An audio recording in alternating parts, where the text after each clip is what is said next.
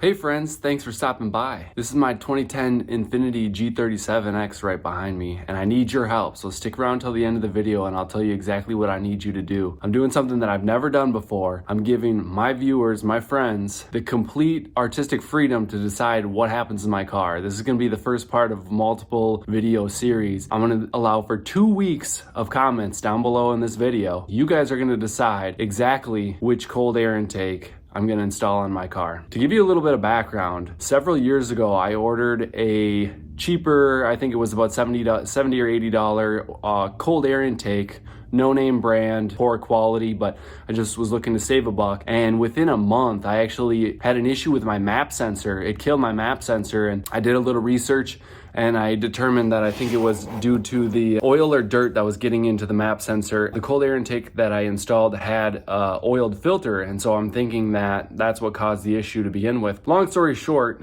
I had to reinstall the factory air boxes, and now I want to go back to a cold air intake setup, but I'm going to do it right this time with your guys' help. I'm going to choose between 3 cold air intakes that are higher quality and more expensive than the one that I originally installed back in the day. I'll show you a picture of what the old intake setup looked like. It looks good, but it didn't perform well and it screwed up my map sensor, so I had to replace that, unfortunately.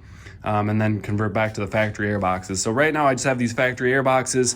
I use the K&N drop-in air filter. That's pretty much the only thing I've modified on the car thus far. And I've owned the vehicle for 6 years now and really have done almost nothing to modify it. First, we're gonna do a cold air intake, and then we'll see where the rest of the series goes based on how well this goes. First option of cold air intake that we're gonna consider is the standard K&N short ram intake. Right now on their website, it's being offered for $450.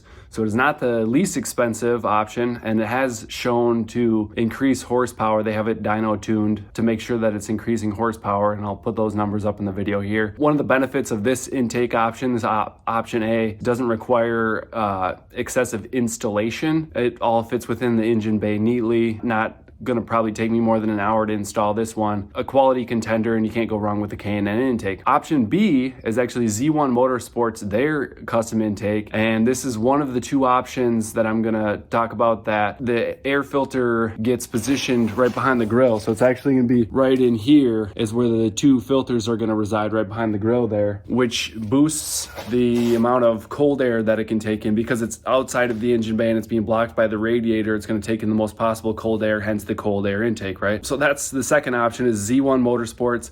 Right now that's being offered on their website for $389. So this is actually the cheapest option and possibly the highest horsepower per dollar ratio for that mod. Option C is the true master of power. It is the most expensive option, but I think it offers the highest horsepower gains possible. Is the Stillen Gen 3 long tube air intake that's similarly designed to the Z1 Motorsports, although it includes more metal tubing and also will require the most work to install. From the comments that I've read, it definitely has suggested that I'm going to need a Dremel tool. The second option actually has a silicone section of tubing, so that's going to be a lot easier to manipulate. And that once you get to the front grille area, apparently on the passenger side is where there's some additional work for the installation on that third option, option C, the Stillen. Your options are K&N, Z1, or Stillen. Whatever is added into the comments in the next 2 weeks from the time that this video posts to 2 weeks from now, whichever option gets the most comments is the option I'm going to buy and install. And the next video associated with this is going to be the unboxing, the installation, and everything like that, in my review of that intake. This is the part where I need your help. Go down in the comment section below. This is time sensitive. Only in the next 2 weeks am I going to consider your comment, and tell me which intake I should put in my car. Come back for, that installation and that review of whichever one is chosen. Turn my car into the creation of whatever you want it to be. I'm going to also in the future consider different exhaust opportunities and lots of different things that are offered in the aftermarket for the vehicle. So let's make this thing as awesome as possible. Comment down below A, B, or C, and I'll see you in the next video.